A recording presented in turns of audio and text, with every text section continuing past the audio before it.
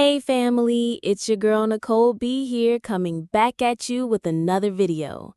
Welcome back to my channel. I am so glad you are here.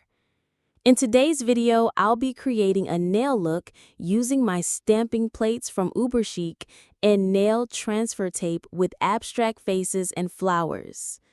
All products used in this video will be listed in the description box below. I hope you enjoyed this video and come on back for more nail videos. Peace, family.